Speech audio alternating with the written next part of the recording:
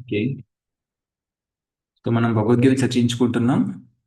ఆ 11th chapter ఎన్నో శ్లోకం ఎవరికైనా ఐడియా ఉందా?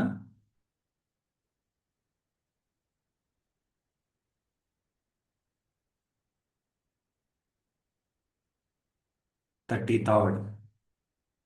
ఓకే. ఈ శ్లోకంలో భగవంతుడు చెప్తున్నాడు అనమాట. ఎవరు నేను కాలోస్మి అని ఇంతకుముందు చెప్పారు. ఆ సీక్వెన్స్ లో భగవంతుడు ఇంకా కొన్ని చెప్తున్నాడు అర్జునుడికి. ఏం చెప్తున్నాడో తెలుసుకుందాం. తస్మాత్ త్వం ఉత్తిష్ట యశో లభస్వ జిత్వా శత్రున్ భుంక్ష్వ రాజ్యం సమృద్ధం మయైవైతే నిహితా పూర్వమేవ నిమిత్తమాత్రం భవ సవ్యసాచిన్. తస్మాత్ త్వం ఉత్తిష్ట యశో లభస్వ జిత్వా శత్రున్ భుంక్ష్వ రాజ్యం సమృద్ధం మయైవైతే నిహతా పూర్వమేవ నిమిత్తమాత్రం భవ సవ్యసాచిన్. తస్మాత్ త్వం ఉత్తిష్ట యశో లభస్వ జిత్వా శత్రున్ భుంక్ష్వ రాజ్యం సమృద్ధం మయైవైతే నిహతా పూర్వమేవ నిమిత్తమాత్రం భవ సవ్యసాచిన్. మీరు ఎవరైనా చదువుతారా?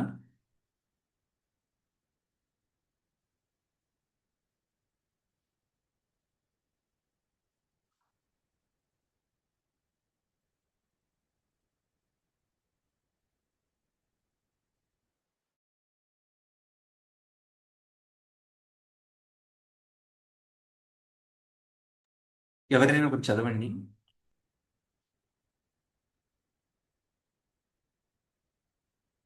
హరే కృష్ణ ప్రభుజీ. హరే కృష్ణ.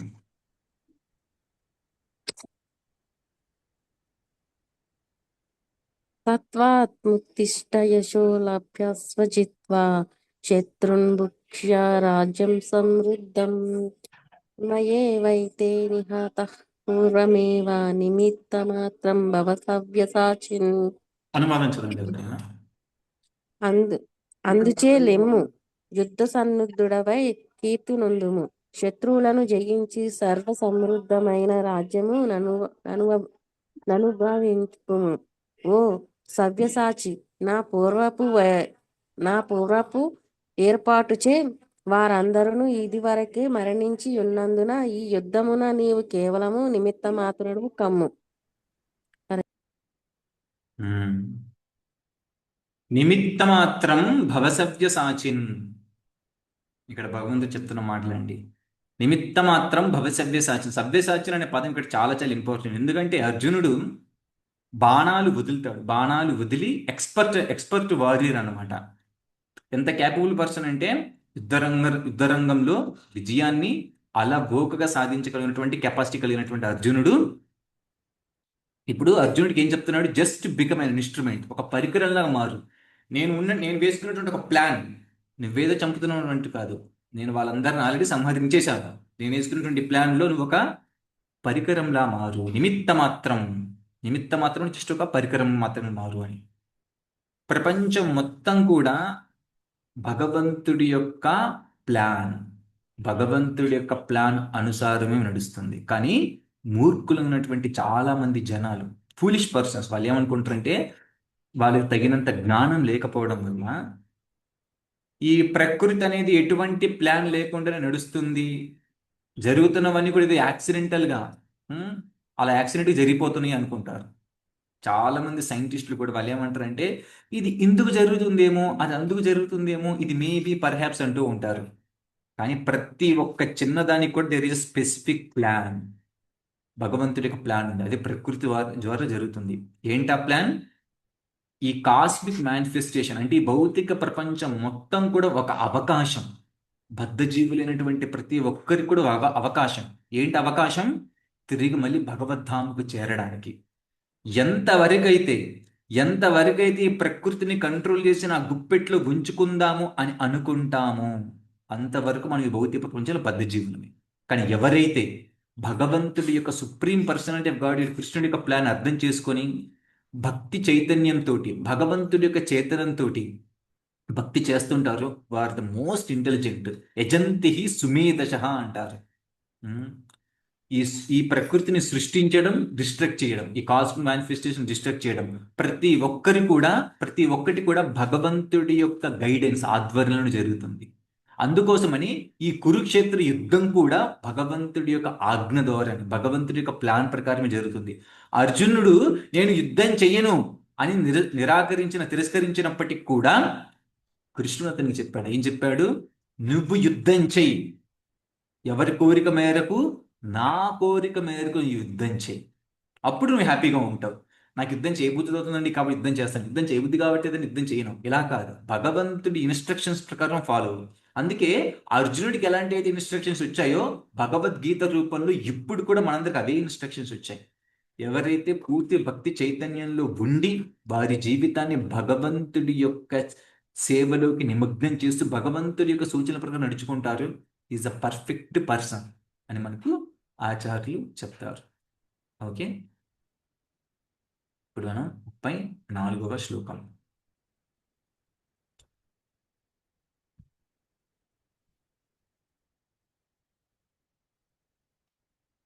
ఓకే,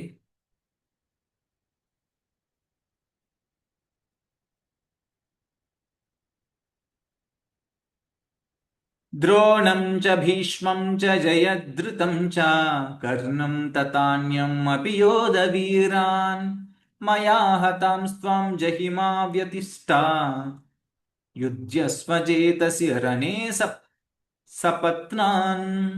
ద్రోణం చ భీష్మం చ జయద్రుతం చ కర్ణం తతాన్యం అపి యోధవీరాన్ మయా హతాంస్త్వం జహిమా వ్యతిష్టా యుధ్యస్వ చేతాసి రణే సపత్నాన్.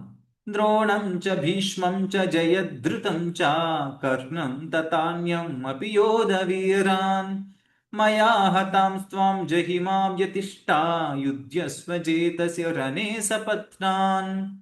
ఎవరైనా చదవండి ఒకరు. హరే కృష్ణ ప్రభుజీ హరే పంచాక్షరం. కృష్ణ. ప్రణామం.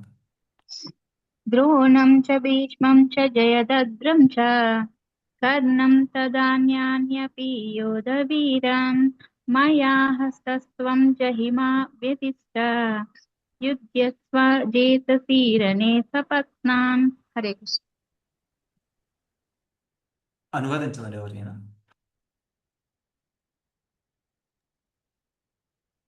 హరే కృష్ణ. హరే కృష్ణ. ద్రోణుడు, భీష్ముడు, జయద్రథుడు, కర్ణుడు ఇతర మహాయోధులందరూ నాచే ఇదివరకే చంపబడిరి. కావున నీవు వారిని సంహరింపుము. ఏమాత్రము వ్యధనొందక కేవలము యుద్ధమును నరింపుము. నీవు తప్పక నీ శత్రువులను రణమున నశింపజేయగలవు. హరే కృష్ణ. హరే కృష్ణ. మ్మ్. పెద్ద పెద్ద సమర యోధులు ఎవరు? వాళ్ళందరూ కూడా భీష్ముడు, ద్రోణుడు, జయద్రథ, కర్ణుడు, గొప్ప గొప్ప వారియర్లు అందరూ కూడా ఆల్రెడీ కృష్ణుడి చేత డిస్ట్రాక్ట్ అయిపోయారు. అందుకే ఇక్కడ భాష్యంలో ప్రభులు వారు రాస్తారు, ప్రతి ప్లాన్ కూడా భగవంతుడు ఆల్రెడీ నిర్ణయించేశాడు. కానీ ఎంత కరుణాసింధు అంటే, భగవంతుడు ఎంత దయాహృదయుడు అంటే, అతడు యుద్ధం క్రెడిట్ మొత్తం తన భక్తుడికి వదలుచుకుంటున్నాడు. అందుకే అర్జునుడికి అంటున్నాడు, ఏమంటున్నాడు? నేను ఏ విధంగా అయితే ప్లాన్ చేశానో ఆ కోరిక మేరకు నువ్వు యాక్ట్ అవ్వు, క్రెడిట్ మొత్తం నీకు వస్తుంది. అందుకోసమని ప్రభులు వారు అంటారు, ప్రతి ఒక్కరి జీవితం ఎలా నడుచుకోవాలంటే, ఎవరి జీవితమైనా కానీ భగవంతుడు ఏ విధంగా మనకు సూచనలు ఏ విధంగా నడుచుకోమంటున్నాడు అని తెలుసుకొని భగవత్ చైతన్యంతో, అంటే కృష్ణ చైతన్యంతో నడుచుకోవాలి. కృష్ణ కాన్షియస్నెస్ అంటారు. కృష్ణ కాన్షియస్నెస్ అంటే ఇప్పుడు కృష్ణుడు ఇలా నడుచుకోమంటున్నాడు కదా, ఓకే, ఇప్పుడు కృష్ణుడికి ఇది చేస్తే నచ్చదు, ఇది కృష్ణ కాన్షియస్నెస్. కృష్ణుడికి ఇది చేస్తే నచ్చుతుంది. ఇలాంటి కృష్ణ కాన్షియస్నెస్ తోటి ఎవరైతే నడుచుకుంటారో, ఏ విధంగా కృష్ణుడికి చాలా ఇష్టమైనటువంటి ఒక భక్తులు ఒకరు ఉంటారు, వాళ్ళే మనం ఆధ్యాత్మిక గురువులుగా స్వీకరించాలి. అలాంటి వారి యొక్క డైరెక్షన్స్లో వాళ్ళ మాధ్యమంగా కృష్ణుడి యొక్క ఇన్స్ట్రక్షన్స్ మనం తీసుకోవాలి. ఎందుకంటే డైరెక్ట్గా కృష్ణుడు ఏమనుకుంటున్నారో శ్లోకాలు చేసి మనం అర్థం చేసుకోలేము. అలా అర్థం చేసుకోవాలి అంటే మనము ఆల్రెడీ కృష్ణ చైతన్యంతో పూర్తిగా ఉన్నటువంటి భక్తుల శరణాగతి తీసుకుంటూ ఆ భక్తుల మాధ్యమం ద్వారా కృష్ణుడి ప్లాన్ అర్థం చేసుకోవాలి. ఎందుకంటే భగవంతుడి యొక్క ప్లాన్, భగవంతుడి యొక్క నిర్ణయాలని కేవలం భగవంతుడి యొక్క కృప ద్వారా మాత్రమే అర్థం చేసుకుంటాం. అందుకోసమే భగవంతుడి యొక్క కృప పొందినటువంటి భక్తులు ఎవరైతే ఉంటారో వాళ్ళ వాళ్ళ యొక్క సూచనలు కూడా as good as Krishna's instructions. అందుకోసమని ఎవరైతే డెఫ్ ప్రతి ఒక్కరు డెఫినెట్గా కృష్ణుడు ఏ విధంగా అయితే ప్లాన్స్ చేశారో ఆ ప్లాన్ ప్రకారం నడుచుకున్నప్పుడు there is a definite victorious అంటే ఖచ్చితంగా విజయాన్ని సాధిస్తారు. ఇప్పుడు మనకు అనిపించవచ్చు, ఈ మార్గంలో వెళ్తే ఇలా నడుచుకుంటే అందరికన్నా కొంచెం వెనకబడి ఉన్నట్టున్నామే, అరే ఇలా ఈ మార్గంలో వెళ్ళకూడదు, తర్వాత ఇంకొక మార్గంలో వెళ్ళాలి. ఇలాంటి మనకు మెంటల్ కంకాక్షన్స్ తోటి మనకు అది విజయాన్ని అందిస్తున్నట్టు ఉంటుంది, బట్ యు గాట్ స్ట్రక్. కానీ ఎప్పుడైతే ఒక పర్ఫెక్ట్ పర్సన్ ఎవరైతే కృష్ణ శరణ్ తీసుకుంటున్నారో వాళ్ళు ఇచ్చినటువంటి అడుగుజాడలు మనం నడుచుకుంటున్నప్పుడు దేర్ ఈజ్ ఈజీలీ, అంటే చాలా ఈజీగా స్ట్రగుల్ ఫర్ ఎగ్జిస్టెన్స్ ఈజీగా మనం క్రాస్ చేయొచ్చు. అది ప్రభుత్వ వారు అంటున్నారు. ఎలాగైతే ఇక్కడ ద్రోణుడు, భీష్ముడు, జయద్రథుడు, కర్ణుని ఏ విధంగా అయితే నేను ఆల్రెడీ చంపేశాను అన్నాను కృష్ణుడు, నువ్వు జస్ట్ నా ప్లాన్ ప్రకారం యాక్ట్ అవ్వు. దాని అర్థం ఏంటి? చాలా గ్రేట్ వారియర్, గ్రేట్ స్ట్రగుల్ని కూడా చాలా ఈజీగా దాటేయచ్చు మన భగవంతుడి యొక్క షెల్టర్ తీసుకుంటే అని అర్థం. ఓకే, నెక్స్ట్ వెళ్దాం. 35. సంజయ ఉవాచ ఏతత్ శ్రుత్వా వచనం కేశవస్య కృతాంజలిర్వేపమాన కిరీటీ నమస్కృత్వా భూయ ఏవాహ కృష్ణం సాగద్గదం భీతా ప్రణమ్య. సంజయ ఉవాచ ఏతత్ శ్రుత్వా వచనం కేశవస్య కృతాంజలిర్వేపమాన కిరీటీ నమస్కృత్వా భూయ ఏవాహ కృష్ణం సాగద్గదం భీతా ప్రణమ్య. సంజయ ఉవాచ ఏతత్ శ్రుత్వా వచనం కేశవస్య కృతాంజలిర్వేపమానా కిరీటీ నమస్కృత్వా భూయ ఏవాహ కృష్ణం సాగద్గదం భీతా ప్రణమ్య. మీరు ఎవరైనా చదవండి అనువాదం, సరే శ్లోకం. హరే కృష్ణ ప్రభు. హరే కృష్ణ. సంజయ ఉవాచ ఏతత్ శ్రుత్వా వచనం కేశవస్య కృతాంజలి వీపమాన కిరీటి నమస్కృత్వా భూయ ఏవః కృష్ణం సగద్గద్గం భీత ప్రణమ్య. హరే కృష్ణ. హరే కృష్ణ. అనువాదం ఎవరైనా చదవండి. హరే కృష్ణ. హరే కృష్ణ. సంజయుడు ధృతరాష్ట్రునితో ఇట్లు పలికెను, ఓ రాజా, దేవాది దేవుని ఈ పలుకులను వినిన పిమ్మట కంపించుచున్న అర్జునుడు ముఖలిత హస్తుడై మరలా అతనికి ప్రణామములు నర్పించును. భీతిని కూడిన వాడే అతడు గద్గద స్వరముతో శ్రీకృష్ణుతో ఇట్లు పలికెను. హరే కృష్ణ. హరే కృష్ణ. మళ్ళీ చెప్తున్నారండి ఈ శ్లోకంలో ఏం చెప్తున్నారంటే, సంజయుడు అంటున్నాడు ఇప్పుడు ధృతరాష్ట్రుడితో ఏమంటున్నారంటే, ఓ రాజా, కృష్ణుడు చెప్పినటువంటి మాటలని అర్జునుడు విన్నాక చాలా ట్రెంబ్లింగ్ అంటే చాలా అద్భుతంతో, కొంచెం భయభ్రాంతులతో, కొంచెం వణుకుతూ భగవంతుడికి 2 చేతులు జోడించి కృతాంజలి నమస్కృత్వ 2 చేతులు జోడించి మళ్ళీ నమస్కరిస్తున్నాడు. చాలా భయంతో భగవంతుడి గద్గదం అంటే గొంతు బొంగురు పోయినటువంటి మాటలతో భగవంతుడితో మాట్లాడుతున్నాడు అనమాట. ఎందుకంటే భగవంతుడు క్రియేట్ చేసినటువంటి సిచ్యువేషన్లు ఆషామాషి కాదండి. విశ్వం మొత్తం నిండినటువంటి ఆ రూపాన్ని దర్శించడం అంటే చాలా అది అద్భుతం. ఆ అద్భుతాన్ని అర్జునుడు ఎప్పుడైతే దర్శించాడో, ఎన్ని శ్లోకాలు ఆఫరింగ్ చేసిన కృష్ణుడు ఎన్ని చెప్పినా కానీ ఆ లోపల అద్భుతం, లోపల ఆశ్చర్యం అలాగే ఉన్నాయి. అందుకే అర్జునుడు బివిల్డర్ అయిపోయి వాండర్ తోటి మళ్ళీ నమస్కరిస్తున్నాడు కృష్ణకి. నువ్వెవరో చెప్పు కృష్ణ, నీ యొక్క ప్లాన్ ఏంటి, నీకు ప్లాన్ ఏంటి అని మళ్ళీ అడుగుతున్నాడు విత్ ఫ్లాటరింగ్ వాయిస్ తోటి.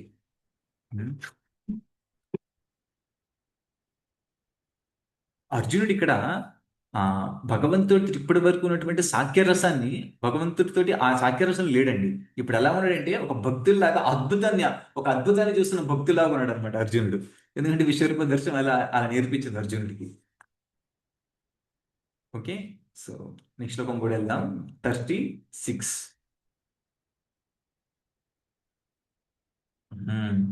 ఇక్కడ అర్జునుడు ఏం మాట్లాడుతున్నాడో మళ్ళీ మనకు అర్థమవుతుంటుంది. చాలా మంచి శ్లోకం. ఇక్కడ అద్భుతంతో అర్జునుడు ఏం మాట్లాడుతున్నాడో ఇప్పుడు మనం వినొచ్చు. 36. అర్జునాభువాచ స్థానే ఋషికేశ తవ ప్రకీర్త్యా జగత్ప్రహర్ష్యతి అనురజ్యతే చ రక్షాంసి భీతాని దిశో ద్రవంతి సర్వే నమస్యంతి చాసిద్ధ సంఘా.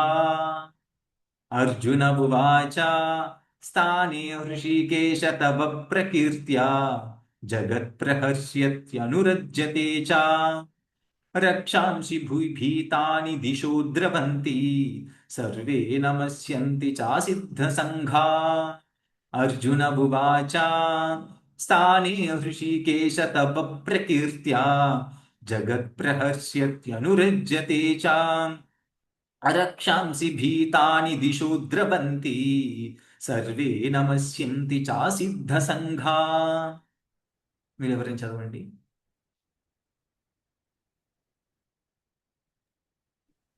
హరే కృష్ణ. హరే కృష్ణ. అర్జున ఉవాచ స్థానే ఋషికేశ తవ ప్రకీర్త్యా జగత్ప్రహృష్యతి అనురజ్యతే చ రక్షాంసి భీతాని దిశో ద్రవంతి సర్వే నమస్యంతి చ సిద్ధసజ్ఞా. హరే కృష్ణ. హరే కృష్ణ. అనువాదం ఎవరైనా చదవండి. హరే కృష్ణ హరే ప్రభుజీ. కృష్ణ. అర్జునుడు పలికెను, ఓ ఋషికేశ, నీ నామమును వినంతనే లోకమంతా సంతోషించుచున్నది. ఈ విధముగా ప్రతి ఒక్కరూ నీ ఏడ ఆస్తుకులగుచున్నారు. సిద్ధ సమూహములు నీకు సగౌరవముగా ప్రాణవిలుచున్నారు. రాక్షసులు భయకంపితులై పలు దిక్కుల పలాయనమగుచున్నారు. ఇది అంతయు యుక్తముగానే జరుగుచున్నది. Thank you Prabhuji. హరే కృష్ణ.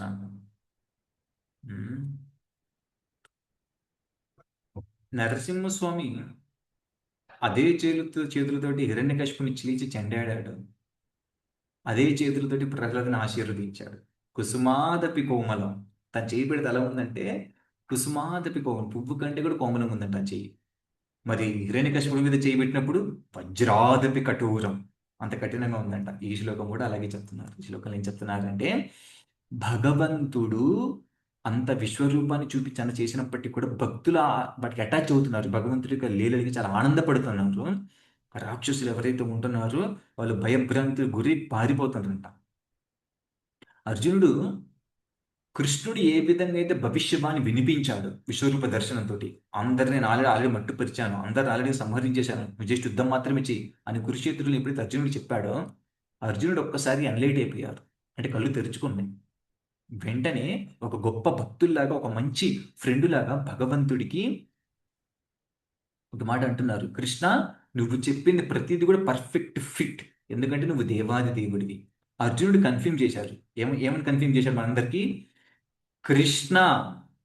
కృష్ణుడు ఒక్కడి ప్రతి ఒక్కరిని మెయింటైన్ చేస్తున్నది. ప్రతి ఒక్కరు ఎవరైనా పూజించాలి అంటే దట్ ఈస్ కృష్ణ. ప్రతి ఒక్కరికి ఆబ్జెక్ట్ ఆఫ్ వర్షిప్ అది కృష్ణుడు మాత్రమే. ఎందుకంటే భక్తులకి ఏదైతే ఉంటుందో దాన్ని దాన్ని ఇచ్చేవాడు కృష్ణ. అనవసరమైన వాటిని డిస్ట్రాయ్ చేసేది కూడా కృష్ణ. భగవంతుడు చేసేటువంటి ప్రతి పని కూడా అదే విధంగా ప్రతి ఒక్కరికి మంచిని సమకూరుస్తాయి. ఈక్వల్లీ గుడ్ ఫర్ ఆల్, అందరికీ మంచిని అందిస్తాయి. అప్పుడు ఇంతకుముందు అర్జునుడు ఏమనుకున్నాడు, నేను అందరిని చంపేస్తే అదేమో చెడుగు దోవ తీస్తుందో అని. ఇప్పుడు ఆయన ఏం అర్థం చేసుకున్నాడు, కృష్ణుడు ఏది చేసినా కానీ అది ప్రజలందరి మంచి కోసమని క్లియర్ అర్థం చేసుకున్నాడు. అర్జునుడు ఒకటి క్లియర్ అర్థమైపోయింది ఏంటంటే, కురుక్షేత్రంలో విశ్వరూప దర్శనం చూపించినప్పుడు అవుటర్ స్పేస్లో, అంటే ఈ విశ్వం లోపల పైన ఉన్నటువంటి లోకాలలో, స్వర్గలోకం, సిద్ధలోకం ఇలాంటి లోకాల్లో ఉన్న వాళ్ళు కూడా ప్రతి ఒక్కరు కూడా వాళ్ళు చాలా హర్షం వ్యక్తం చేస్తారు, చాలా ఆనందంగా ఉన్నారు. ఎందుకంటే కృష్ణుడు అర్జునుడికి విశ్వరూప దర్శనం చూపించినందుకు, భగవంతుడు తన భక్తుడికి ప్రేమగా చూపించినందుకు పైన ఉన్న వాళ్ళందరూ చాలా ఆనందంగా ఉన్నారనమాట. కానీ కొందరు మాత్రం భయభ్రాంతులు, చాలా కోపంగా ఉన్నారు, డీమన్స్, రాక్షసులు. ఎందుకంటే ఎవరైనా చూడండి, భగవంతుణ్ణి ప్రేస్ చేస్తున్నప్పుడు ఎవరైతే ఆనందపడుతున్నారో వాళ్ళకి దైవీ స్వభావం ఉన్నట్టు, దేవత లక్షణాలు ఉన్నట్టు. కానీ భగవంతుని ప్రేస్ చేస్తున్న, భగవంతుని పొగుడుతున్నప్పుడు ఎవరైతే "ఏ, ఏంటి ఇప్పుడు భగవంతుని పొగుడుతారు" అని ఉంటారో వాళ్ళు రాక్షస స్వభావం ఉన్నట్టు. రాక్షసులు అంటే మనం ఎక్కడో చూడాల్సిన ఉన్నారు, వాళ్ళు మనకి ఇప్పుడు కనిపించుకున్నా కానీ ఆ స్వభావాన్ని ఇప్పుడున్న జనాలు చూడొచ్చండి. మనం భగవంతుని ప్రేస్ చేసి తట్టుకోలేరు వాళ్ళు, నన్ను ప్రేస్ చేయని అంటారు. అందుకే ఎప్పుడైనా కానీ భగవంతుడి యొక్క విశ్వరూప దర్శనాన్ని మనం ఎక్కడైనా ప్రేస్ చేసినప్పుడు బట్ న్యాచురల్ కొంతమంది దూరం వెళ్ళిపోతారు. వాళ్ళు ఎవరు? రాక్షస జనాలు అనమాట.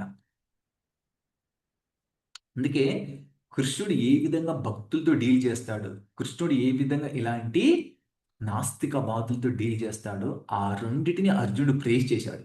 వాళ్ళని డివోర్ చేస్తాడు పూర్తిగా, మృత్యు రూపంలో అతీష్లని భక్తుల్ని ఎప్పుడు సంరక్షిస్తుంటాడు. అన్ని కేసుల్లో కూడా భగవంతుడు ఎప్పుడు కూడా తన భక్తుల్ని నిరంతరం యోగక్షేమం వహామ్యహం అలా కాపాడుతుంటారు. కాబట్టి భక్తులు నిరంతరం గ్లోరిఫై చేస్తారు. కొన్నిసార్లు భగవంతుడు కాపాడడం అంటే భగవంతుడి యొక్క ప్రొటెక్షన్ మనకి ఏ రూపంలో ఉంటుందో చూడలేము, కానీ భగవంతుడి యొక్క ప్రొటెక్షన్ ఏదో ఒక రూపంలో నాకు వస్తుంది అని చెప్పి మనం నిత్యం గ్లోరిఫై చేస్తుంటారు కృష్ణాన్ని. అందుకే అర్జునుడు ఇక్కడ అంటున్నారు, భగవంతుడు వాళ్ళు నన్ను చంపమన్నా కానీ, నేను ఎవరెవరిని చంపినా కానీ భగవంతుడు తెలుసు, ఎందుకంటే అతను నాకు ఏది చేసినా ది బెస్ట్ చేస్తాడు. ఇలాంటి శ్రద్ధతోటి మనం కానీ భగవద్గీతగా నేర్చుకుని భగవద్గీతను పాటించినట్లయితే భగవంతుడి యొక్క కృప మనకు అందుతుందండి. ఓకే, ఇది వాళ్ళ సెషన్ 36 శ్లోకం వరకు. రేపు 37వ శ్లోకం నుంచి నేర్చుకుందాం. ఎవరికైనా ఏమైనా సందేహాలు ఉన్నాయా?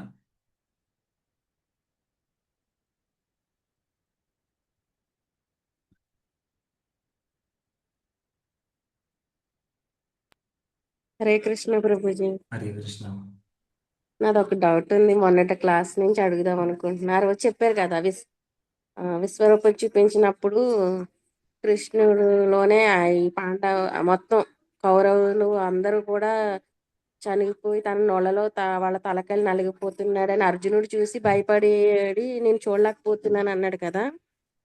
మరి అవన్నీ కనిపించినప్పుడు అర్జునుడికి మరి ఉప పాండవులని చంపడం అశ్వత్థామ ఎందుకు కనిపించలేదంటారు? మళ్ళీ తన కుమారుడైన తన పేరేంటి మర్చిపోయాను,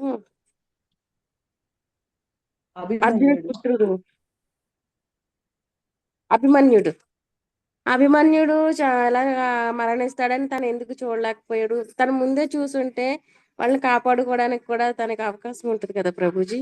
ఓకే, అన్ని కనబడినప్పుడు ఇవి రెండు ఎందుకు కనిపించలేదు అర్జునుడికి? ఒక ఓకే, ఆళ్ళ కృష్ణుడే అన్న తన యోగ మాయతోటి కృష్ణుడు అప్పటికే యుద్ధం చేయను అంటున్నాడు కదా, ఇవి కూడా కనిపిస్తే యుద్ధం చేయడం అని కృష్ణుడు ఏమైనా మాయ చేసాడు అంటారా? ఓకే. ఇదే నా డౌట్ ప్రభుజీ. విశ్వరూపం యొక్క దర్శనం యొక్క ఉద్దేశం అభిమన్యుడు చనిపోతే కాపాడుకోవాలి అని ముందుగానే చూసేసి ఇది కాదండి. విశ్వరూపం యొక్క ఉద్దేశం అర్జునుడు కృష్ణుని తత్వంగా అర్థం చేసుకొని యుద్ధం చేయడానికి. అంతేగాని ఆ విశ్వరూపంలో ఆ కాలంలో అన్ని చూడొచ్చు కదా, భవిష్యత్తు ముందుకెళ్ళి ఎవరెవరు ఉన్నారు మా వాళ్ళందరినీ కాపాడుకోవాలి. భక్తి లక్షణం అది కాదండి. భక్తి లక్షణం ఏంటంటే భగవంతుడిని తాత్వికంగా అర్థం చేసుకోవడం, భగవంతుడిని అదే విధంగా గ్లోరిఫై చేసి అందరికి పంచడం. భగవంతుని తత్వంగా అర్థం చేసుకోవడం అంటే ఎస్, నేనేదో చంపుతాను అనుకుంటున్నాను, కృష్ణుడు ఆల్రెడీ అందరూ సంహరించేశాడు. నేనేదో మా వాళ్ళని ప్రొటెక్ట్ చేయాలి, వాళ్ళని చంపుదాం అనుకున్నాను, అందరూ డివోర్ అయిపోతున్నారు కృష్ణుడికి యొక్క నోట్లోకి. కృష్ణుడి యొక్క అందరూ డివోర్ చేసేస్తున్నారు. అర్జునుడు, అభిమన్యుడు, ఇటు పక్కనటువంటి పాండవుల సైన్యం, అశ్వత్థం, వీళ్ళందరం చూడలేక అందరినీ చూశాడు. అన్నిటినీ అర్జునుడు అబ్జర్వ్ చేశాడు పూర్తిగా. ఎందుకంటే విశ్వరూప దర్శనము భగవంతుడు అర్జునుడికి ప్రసాదించినప్పుడు అర్జునుడు ఇలా అబ్జర్వ్ చేయలేదండి. నేను ఒక పాండవులని కాబట్టి పాండవులను కాపాడుకుంటూ ఉండాలి, ఈ రాజ్యాన్ని ఈ రాజ్యంలో ఉండాలి, ఇలా అసలు విశ్వరూప ఇప్పుడు భగవద్గీత యొక్క భగవద్గీత యొక్క ప్రిన్సిపల్ అది కాదు. భగవద్గీత ఏం టీచ్ చేస్తుంది అది కానే కాదు. కాబట్టి భగవద్గీతను అర్జునుడికి టీచ్ చేస్తున్నాడు అంటే, అర్జునుడికి చెప్తున్నాడంటే కృష్ణుడు, మళ్ళీ అర్జునుడు తన దేహాత్మ బుద్ధితోటి ఉండి వీళ్ళని కాపాడుకోవాలి, వీళ్ళని చంపకూడదు, వీళ్ళని చంపాలి, వీళ్ళని కూడా చంపకూడదు, వీళ్ళని కూడా కాపాడుకోవాలి, ఇలాంటి బుద్ధితో కాదండి. దీనికి బియాండ్ ఆలోచించే విధంగా ఉండడానికి విశ్వరూప దర్శనం చూపించాడు. అప్పుడు విశ్వరూప దర్శనం చూపిస్తున్నప్పుడు అప్పుడు అర్జునుడికి ఒక ఎన్లైటన్మెంట్ ఏంటి, నేను ఒక నిమిత్త మాత్రం, కాలం సర్వం కాలకృతమన్యే భవతాజిత ప్రియం, భగవంతుడు కాలస్వరూపంతో మొత్తం నడిపిస్తున్నాడు. ఆ ఎన్లైటన్మెంట్ వచ్చిన తర్వాత కదా అర్జునుడు వాటన్నిటి నుంచి డిటాచ్డ్గా ఉండి యుద్ధం చేసింది. సో అలాంటి ఎన్లైటన్మెంట్ కోసం. కానీ ఎస్, అభిమన్యుడు చనిపోయినప్పుడు అర్జునుడు ఎలా ఏడుస్తాడంటే, ఒక బిడ్డ చనిపోతే నార్మల్ తండ్రి ఎలా ఏడుస్తాడో అలా కుంగి కృషించి ఏడుస్తాడు అనమాట. ముందే తెలిసినప్పటికి కూడా. ఎందుకు ఏడుస్తాడు? అప్పుడు కృష్ణుడు అంటారు, కృష్ణుడు ఏడుస్తాడు ఇప్పుడు మళ్ళీ చాలా బాధతోటి. ఎందుకు? అర్జున, నీకు భగవద్గీత మొత్తం విశ్వరూపం చూపించి కూడా నీకు ఎక్స్ప్లెయిన్ చేశాను, ఇక నీకు చెప్పడానికి ఏమీ లేదు, ఇక నువ్వే నిర్ణయం తీసుకో. ఎస్, బాధ ఖచ్చితంగా ఉంటుంది. బాధ ఎందుకు? బిడ్డ పోయినప్పుడు బాధ ఉంటుంది. బట్ ఉత్తిష్ట, గెటప్ అండ్ ఫైట్. ఎందుకు? ధర్మం కోసం. భగవద్గీత చెప్తున్నది మన ఎమోషన్స్, మన భౌతికమైన ఎమోషన్స్ కొంచెం కిందికి పక్కన పెట్టి ధర్మాన్ని పట్టుకో. ఎందుకు పట్టుకోవాలి ధర్మాన్ని? సుప్రీం పర్సన్, పరమధర్మం, పరమ సత్యం, ఇలా నడుచుకోమని మనకు చెప్తుంది. ప్రొటెక్షన్ ఇవ్వడానికి అక్కడ ఉంది. ఎస్, ఇది ఇలాగే జరగాలి అన్నప్పుడు ఆ ధార్మికంగా జరుగుతున్నటువంటి రణరంగంలో మనం కూడా ధార్మికంగా పాలు పంచుకోవడానికి అర్జున్ని గెటప్, ఉత్తిష్ట అనే విధంగా ప్రిపేర్ చేస్తుంది. భౌతికమైనటువంటి ఎమోషన్స్ ని కింద పెట్టి ధర్మాన్ని ఎలా పట్టుకోవాలో భగవంతుడి యొక్క షెల్టర్ తీసుకుంటా అది నేర్పిస్తుంటారు అనమాట. అంతేగాని అభిమన్యుని కాపాడుకోవచ్చు ఇలా కాదండి. అర్జున్ని బియాండ్ బాడీ కన్సెప్షన్, దేహాత్మ బుద్ధించి బయట తీసుకుని ప్రయత్నిస్తున్నాడు. చివరికి ప్రయత్నించినప్పటికీ కూడా భగవద్గీత మొత్తం అయిపోయి అర్జునుడు ఎన్లైట్మెంట్ జరిగిన తర్వాత కూడా అర్జునుడు కుంగి కృషించాడు అభిమన్యుడు చనిపోయినప్పుడు. బట్ తర్వాత ఏం జరిగింది? అర్జునుడు వెంటనే తేరుకున్నాడు. ఎస్, మళ్ళీ శ్లోకాలని రివైజ్ చేసుకున్నాడు. భగవద్గీత మొత్తం కృష్ణుడు చెప్పిన మొత్తం రివైజ్ చేసుకుని మళ్ళీ యుద్ధం చేస్తాడు అర్జున్. దీని అర్థం ఏంటంటే, మనం భగవద్గీత తెలుసుకొని అలాగే పాటిస్తామని కాదు, ఒక్కోసారి ఎమోషన్స్ మళ్ళీ మనం డిస్ట్రాక్ట్ చేస్తాయి. Again we how to rice. ఇది భగవద్గీత యొక్క అర్థం అండి. ఓకే ప్రభుజీ, అంటే మానవ మాతృలం కదా ప్రభుజీ, మనం అయితే ఏంటంటే అలాంటివన్నీ చూసుకుని మనం ప్రొటెక్ట్ చేసుకోవాలి, మన కుటుంబాన్ని ప్రొటెక్ట్ చేసుకోవాలని ఒక ధోరణిలో బట్ న్యాచురల్, అది సహజమే, అందులో తప్పేం లేదు. న్యాచురల్ ఎమోషన్స్ ఉన్నాయి అవన్నీ కూడా. కానీ ఏది రాంగ్ అంటే వాటికి స్టక్ అయిపోవడం. అర్జున్ కూడా ఏడ్చాడు, కానీ ఈజ్ రైజ్డ్ అగైన్. భగవద్గీత శ్లోకాన్ని రివైజ్ చేసుకుని మళ్ళీ మనం కూడా అందుకే చదువుతున్నాం రోజు డైలీ. తప్పేం కాదు. ఒక్కసారిగా మనం మన ఎమోషన్స్ జీరో చేసుకోవాలి, అది రాంగ్ అండి, అది రాంగ్. కానీ అర్జునుడు అన్ని చూసినా కూడా తను యుద్ధం చేశాడు కదా ప్రభుజీ, నిజంగా చేశాడు. ఎందుకు? భగవద్గీత ఎన్లైట్మెంట్ అలా ఉంది. ఐఎమ్ నాట్ ప్రభుజీ, ఇంకొక డౌట్ నాది. Yes mother. ఆల్రెడీ సంజయుడు అంతానే లైవ్ లో చూస్తున్నాడు, ధృతరాష్ట్రుడికి అంతా ఎక్స్ప్లెయిన్ చేస్తున్నాడు. మీరు పర్లేదు ప్రభుజీ, క్వశ్చన్స్ అడగచ్చా? అడగండి మదర్, పర్లేదు. ధృతరాష్ట్రుడికి అంతా ఎక్స్ప్లెయిన్ చేస్తున్నాడు కదా, మరి ధృతరాష్ట్రుడికి కూడా అంతా తెలిసిపోయింది కదా, ఆల్రెడీ విశ్వరూపంలో ఉన్నదంతా ధృతరాష్ట్రుడికి ఆల్రెడీ ఎక్స్ప్లెయిన్ చేస్తున్నాడు. తన 9 పుత్రులు కూడా అందులో మరణిస్తాడు, రాజ్యం పోతుందని కూడా ధృతరాష్ట్రుడికి తెలుసు కదా, మరి ధృతరాష్ట్రుడు ఆపొచ్చు కదా ప్రభుజీ. అక్కడ కూడా తను కూడా ఆపకుండా అలా వింటూనే ఉన్నాడు, బాధపడుతూనే ఉన్నాడు. నాకు ఇదే డౌట్ మాత్రం, నాకు ఇదే సందేహం. బయట జనాలందరూ అందరూ వాళ్ళ దేహాలు కాదు, వాళ్ళ సోల్ కృష్ణుడు డైరెక్ట్ గా భగవద్గీతలో చెప్పారు. అందరికి బయట వాళ్ళని తెలియదు, మన భక్తులు కూడా చాలా మంది తెలుసు. అన్ని అందరూ వదిలేసి వచ్చి టెంపుల్లో ఉండి హ్యాపీగా సంకీర్తన చేస్తూ ఉండొచ్చు కదా. నేను ఉండలేకపోతే హరే కృష్ణ బాబు, నాకు అదే డౌట్ వచ్చింది, ఇంకా అదే క్రాస్ క్వశ్చన్ వేద్దాం అనుకున్నా, మీరే మరి ఉండలేకపోతున్నారే. మన బంధాలతో ఇప్పుడు మ్యారేజ్ అయిందండి, ఎవరికి ఒక 10 ఏళ్ళ క్రితం మ్యారేజ్ అయింది అనుకోండి, 10 ఏళ్ళ క్రితం వాళ్ళు ఎవరో తెలియదు, తర్వాత మొత్తం వాళ్ళే జీవితంగా బతుకుతారు. అరే వాళ్ళు ఎవరు, నువ్వెవరు, అందరూ ఏదో ఒక చోట గుమిగూడారు వచ్చి, ఒకరికొకరు భక్తులు హెల్ప్ చేసుకుని అందరూ నిరంతరం సంకీర్తనలో ఉండకుండా బయట అందరూ ఫ్లో అయిపోతున్నారు ఏదో తెలిసినప్పటికీ కూడా. అంటే జీవుడి యొక్క కోరిక మారదండి. ఈ భౌతిక ప్రపంచం ప్రతి ఒక్కరికి అవకాశం ఇచ్చింది ఈ దేహం తీసుకుని అందరూ మంచి ధార్మికంగా ఉండడానికి. శాస్త్రాలు ప్రతి ఒక్కరికి ఇన్స్ట్రక్షన్స్ ఇస్తున్నాయి నీట్గా, ఏ విధంగా ఇలా బతకాలి, ఇలా బతకూడదని. కానీ ఎవరైతే వాటిని సీరియస్ తీసుకుని పాటిస్తారో వాళ్ళు ఉంటారండి. కానీ ఇవన్నీ కూడా ఒకే ఒక కారణం కోసం, జీవుడి యొక్క కోరికని మరల్చడం కోసం. భౌతికం వైపు నుంచి ఆధ్యాత్మికం వైపు, భూలోకం నుంచి గోలోకం వైపు ఈ యజ్ఞం జరుగుతుంది ఇక్కడ. ఎవరైతే సిన్సియర్ తీసుకుంటారో వాళ్ళు ముందుకెళ్తారు, ఎవరైతే ఉండరో వాళ్ళు ధృతరాష్ట్రుల్లాగా చూసిన, విన్న, ఎక్స్పీరియన్స్ జరిగిన, ఆఖరికి మనం భాగవతంలో చదువుకున్నాం, పుత్రులందరూ చనిపోయిన తర్వాత భీష్ముడు చాలా హీనంగా చూసిన తర్వాత కూడా ఒక చిప్పని చేతిలో పెట్టి ఒక భీష్ముడు ఒక భిక్షలా వేస్తున్నప్పుడు కూడా ధృతరాష్ట్రుడు అంటే నేను బతికితే చాలు అనుకున్నాడు. ఎప్పటి వరకు? విదురుడు వచ్చి మళ్ళీ హితబోధ చేసేంత వరకు. జీవుడు అంతే ఉంటాడండి, జీవుడు కోరికలు మారు అంత తేలిగ్గా. కానీ ఎవరైతే సిన్సియర్ తీసుకుంటారో వితిన్ 1 సెకండ్ మారిపోతారు కోరికలు. అంతే భగవద్గీత అదే చెప్తుంది. అర్జున్లో ఇన్స్ట్రక్షన్స్ తీసుకుని ఉత్తిష్ట భారత ఇన్స్ట్రక్షన్ తీసుకుని వెళ్ళిపోతామా? ధృతరాష్ట్రులాగా అలా ఉంటాం. ధృతరాష్ట్రుడు బ్లైండ్ అంటే మామూలు బ్లైండ్ ఒకటి, స్పిరిచువల్ బ్లైండ్ కూడా ఉంటుందండి. ఆధ్యాత్మిక గుడ్డితనం కూడా. చెప్పిన, విన్న, అనుభవించిన, రిపీటెడ్గా తీసుకున్నా కానీ కొంతమంది తెలుసుకోలేదు. ఎస్, అదే కారణం మాతాజీ. అఫ్ కోర్స్ నేను కూడా ఆ కేటగిరీలో ఉన్నాను. సమ్హౌ ఆర్ అదర్ గురువుల యొక్క బ్లెస్సింగ్స్ తోటి ప్రయత్నిస్తున్నాను. ఎస్ ప్రభుజీ. అంటే ద్రౌపదయుగంలో కృష్ణుని చూసిన కళ్ళతోనే వాళ్ళు అంత లోభానికి మోహానికి గురైనారంటే నో, కృష్ణుడు అందరు చూడలేదు.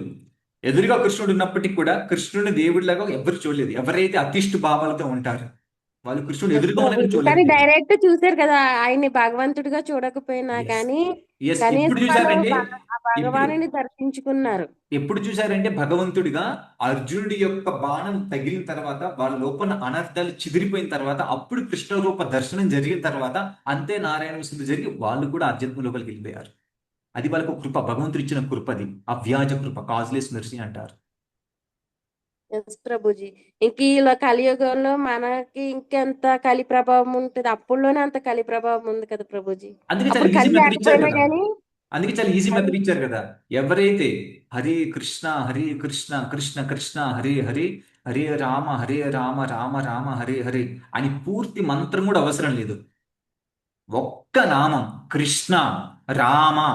భాగవతం 3వ స్కందం 33వ అధ్యాయం 7వ శ్లోకం 8వ శ్లోకంలో దేవహూతి చెప్తుంది. దేవహూతి కపిల భగవాన్ నుంచి మొత్తం విన్న తర్వాత 2 శ్లోకాలు చెప్తుంది హరినామం గురించి. అన్ని నామాలు అవసరం లేదు, ఒక్కసారి కృష్ణ అన్న కానీ ఎస్ వీఆర్ లిబరేటెడ్. ఇది అతిశయోక్తి కాదండి, ఇది వాస్తవం. ఇది వాస్తవం. పాపాలన్నీ పోతాయి పూర్తిగా. కాకపోతే ఒకే ఒక కండిషన్ ఏంటి? ఇప్పుడు నాకు పాపాలు పోయాయి కదా, ఇక నేను మళ్ళీ స్టార్ట్ చేస్తాను అన్న భావంతో వండుకొని ఉంటే చాలు. That's it. ఈ కలియుగంకి ఇచ్చిన బెనిఫిట్ అదేనండి. అదే చెప్తున్నాం కదా, అమ్మో మాకేం జరుగుతుంది కలియుగం ఇంకెన్నో ఉన్నాయని. కలియుగంలో అంత ప్రభావం ఉంది కాబట్టి ఒక్క నామం, పూర్తి మంత్రం కూడా అవసరం లేదు, ఒక్క నామం. కానీ సిన్సియర్ హార్ట్ తోటి ప్రే చేయాలి ఒక్క నామాన్ని, కృష్ణ రామ. ఒక్కసారి సిన్సియర్ హార్ట్ అంటే ఎలా ఉండాలి? ఆ హార్ట్ మళ్ళీ మళ్ళీ రిపీటెడ్గా అవే పాపాలు చేసేది. ఎన్నిసార్లు కన్ఫ్యూస్ అవుతాం, ఎన్నిసార్లు ఇలా చేస్తాం. ఆ భావాలు ఏమీ లేకుండా సిన్సియర్గా షెల్టర్ తీసుకోండి, ఒక్కసారి పలికినా చాలు. ఇంక ఎక్స్ట్రా పలికేదంతా కృష్ణ ప్రేమను మనం ఆస్వాదిస్తూ అందరికీ పంచడం కోసం మాత్రమే. మనకు లిబరేషన్ స్టార్ట్ అయిపోయింది ఆల్రెడీ. ఇది అతిశయోక్తి కానే కాదు, ఇది వాస్తవం, ఇది నిజం. భాగవతం మొత్తం ఇది గ్లోరిఫై చేస్తుంది. అది దేవహూతి కపిల సంవాదమైన, అజామిలో పాఖ్యానమైన, అంబరీష్ మహారాజ చరిత్ర అయినా, ధ్రువ మహారాజ చరిత్ర ఎవరిదైనా కానీ భగవన్ నామం ఇదే విధంగా స్ట్రెస్ చేస్తుంది, కలియుగం యొక్క బెనిఫిట్స్ గురించి. సో కాబట్టి అట్మోస్ట్ బెనిఫిట్ ఉందండి. కేవలం మనం పే చేయాల్సింది ఒకటి, శ్రద్ధ, ఫెయిత్ఫుల్. ఎస్, భగవన్ నామ్నామకారి బహుదా నిజ సర్వశక్తి తత్రార్పిత నియమిత స్మరణేన కాలః. నియమాలంటే ఏదీ లేదు, జస్ట్ స్మరించుకోవడానికి నియమాలంటే ఏమీ లేదు, కానీ నిజమైన శక్తి అందులో ఉంది. ఇంత శ్రద్ధతోటి మనం కానీ తీసుకుంటే ఫినిష్, డన్. ఈ లైఫ్ టైంకి డన్, ఈ జీవితానికి డన్ అండి. అందుకోసమే కదా బయటికి వెళ్ళి హరినామ సంకీర్తనలు చేస్తుంది. వాళ్ళు హరినామ సంకీర్తన వీధిలో చేస్తుంటే ఒక ముస్లిం అతను చప్పట్లు కొడుతున్నాడు హరే కృష్ణ చెప్తుంటుంటే. ఫినిష్, డన్, అతని life done. That is a కలియుగం యొక్క ఎఫెక్ట్. అయిపోయింది, అతని లైఫ్ అయిపోయింది, అతని లైఫ్ లిబరేట్ అయిపోయింది పూర్తిగా. కాకపోతే ఒక్క కండిషన్ ఏంటంటే దీని అడ్వాంటేజ్ తీసుకొని మళ్ళీ మనము బ్యాక్ స్టెప్ వేయకూడదు. బ్యాక్ స్టెప్ అంటే పునరపి జననం, దాన్ని ఏమంటారు, పునశ్చర్విత చర్వనామం. మళ్ళీ భౌతికమైన సుఖాలు వెంట అదే వెంట పరిగెత్తడం. హరినామం ఉంది కదా, ఇక్కడ భౌతిక సుఖం ఉంది, ఈ రెండింటిని ఇలా చేస్తే లేదండి, వీఆర్ మిస్సింగ్ మనం మిస్ అయిపోయానంటే కానీ స్ట్రీట్లో ఎవరో ఒక ముస్లిం ఎవరో ఏదో పిచ్చి పిచ్చి పనులు చేస్తున్నారు, ఒక్కసారి రామ అన్నారు, కానీ అతనికి ఉద్దేశం లేదు మళ్ళీ ఆ రామ అన్న పదం ఉపయోగించుకుని మళ్ళీ పాపాలు చేయొచ్చు అని. అజమిరులాగా దాన్ని చాంట్ చేశాడు, డన్, అతని లైఫ్ డన్ అది. సేమ్ మనం కూడా తెలిసింది కాబట్టి మనం అందరికీ పంచి యజ్ఞం చేయాలి, లేదంటే మళ్ళీ మనం అదే నామంతో వెనక్కి వెళ్ళిపోతాం. ఆ నామంతో లిబరేట్ అయ్యాం, అదే నామంతో మళ్ళీ వెనక్కి వెళ్తాం. నామంతో ఎలా వెనక్కి వెళ్ళినంత లేదు శాస్త్రం. నేను చెప్పరు, ఏం చెప్తారంటే కవర్ అయిపోతుంది అంటారు. కవర్ అయిపోయింది అంటే మన ప్రోగ్రెస్ మొత్తం కవరప్ అయిపోద్ది పూర్తిగా మనం అపరాధం చేస్తే. మళ్ళీ ఎప్పటికో భక్తుల యొక్క కృప ద్వారా అపరాధం పోతే ఒక్కసారిగా ప్రోగ్రెస్ అయిపోతారు వాళ్ళు. ఎందుకు అంతకుముందు జన్మలో ఎక్యుములేట్ అయిన నామాన్ని పలికినంత శక్తి అంతా వాళ్ళ దగ్గర ఉంటుంది కదా, భగవంతుడి యొక్క ప్రేమ మొత్తం కవరప్ అయిపోయి ఉంటుంది కదా. ఎప్పుడైతే దీవెనలతోటి మళ్ళీ అది పోతుందో భగవంతుడి యొక్క బ్లెస్సింగ్స్, భక్తుడి యొక్క కృపతోటి, అప్పుడు వాళ్ళు ఇమ్మీడియట్ ప్రోగ్రెస్ అయిపోతారు, అప్పుడు ఏ అపరాధం చేయకుండా. Okay okay Prabhuji, okay thank you Prabhuji. Hare Krishna. Hare Krishna. Okay, మళ్ళీ రేపు కలుసుకుందాం. హరే కృష్ణ కృష్ణ కృష్ణ హరే హరే, హరే రామ రామ రామ హరే హరే. కలియుగ పావన నామ సంకీర్తనల కీ జై, అనంత కోటి వైష్ణవ వృంద కీ జై. రామాచార్య హరిదాస్ ఠాకూర్ కీ జై, వైష్ణవ ఠాకూర్ శ్రీలా ప్రభుపాద్ కీ జై. హరే కృష్ణ.